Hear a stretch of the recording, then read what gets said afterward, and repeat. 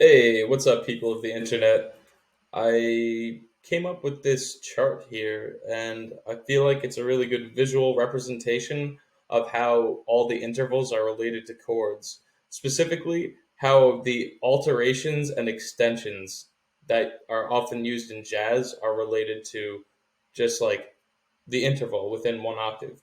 Because all these extensions and alterations are, even though they have these crazy numbers and symbols in front of them, they're just the same exact notes from the first octave from the major scale, just an octave higher.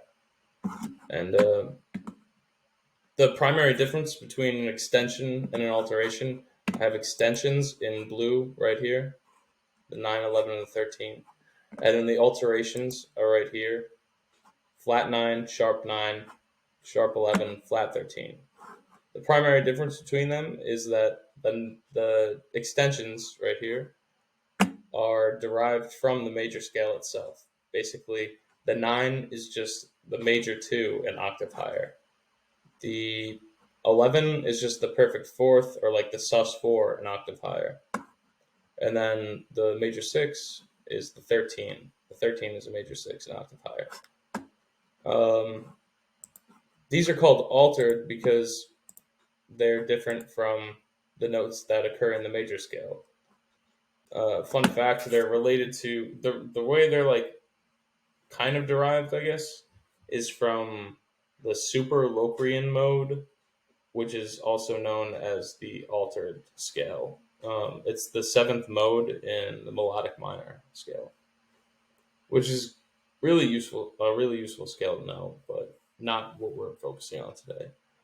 Other than that, I feel like this chart is pretty self-explanatory. Um, it's just just meant to show you that your flat 5 is the same as a sharp 11, flat 13 is the same as a sharp 5, and that's the minor 6 interval is the definitive sound of the augmented chord, and similarly the tritone or flat 5, the sharp 4, that's the characteristic sound of the diminished chord. It's often thought more of as a sharp 4 when you're doing it in a Lydian mode context, and a lot of the time it's always called a sharp 11. Yeah, and also if you're wondering what's on the other side of this chart, right here, it's just the major 7 here.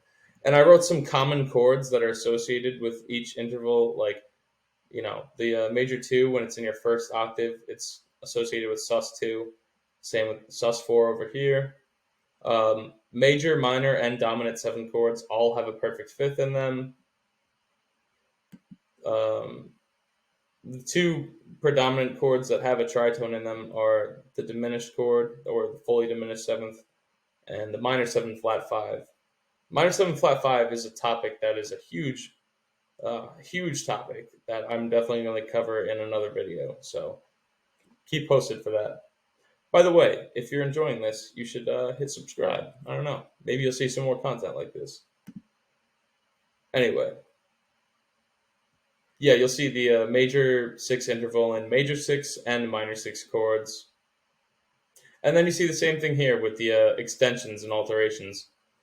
Um, with the extensions, you can pretty much slap on an extension to any major, minor, or dominant chord.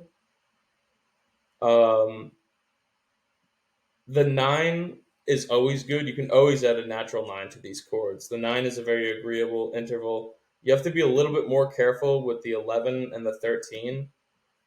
Some of the notes in there clash, but it really just depends on the context. Like some people will say, "Oh, don't play a dominant 11 with the third in it because they clash." Well, I don't know. I think it sounds kind of cool. But and then the 13, the flat 7 clashes with the 13, aka the major 6, but it creates a nice like chimey kind of dissonance. So there's that.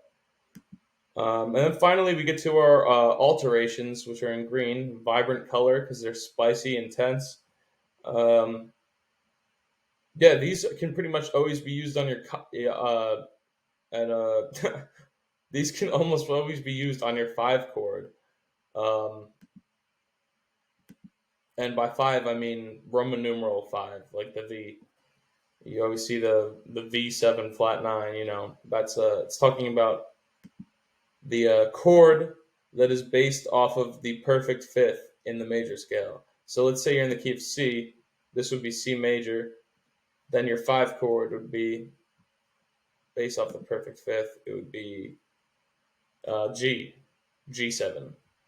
So if you're playing in C major, then you could hit G7 flat nine, G7 sharp nine, a G7 flat five, or sharp 11, or you can also hit a G7 sharp 5 or flat 13. Those are both the same names. It's really ambiguous, like especially on guitar. Sometimes they'll write it as 7 flat 5, even though the flat 5 is in the next octave. But it's really just, I don't know, a formality. I personally, to avoid any of these issues, I just use flat 5 and sharp 5 for all of these, and I just don't really use the flat 13 flat or the sharp 11 when I'm doing that chord. I reserve the sharp 11 for the major 7 sharp 11. I let it have that, its special little significance. Anyway, I've been rambling for a while now. I think that you probably get the gist of this because there's pretty colors on it. The only slight thing to mention is that the Phrygian chord is a cool chord. You can build off of, you do a 1, a flat 2, and a 5. And you get this cool, very intense sounding, very unique Phrygian chord. You'd probably hear that more in metal music. Yeah.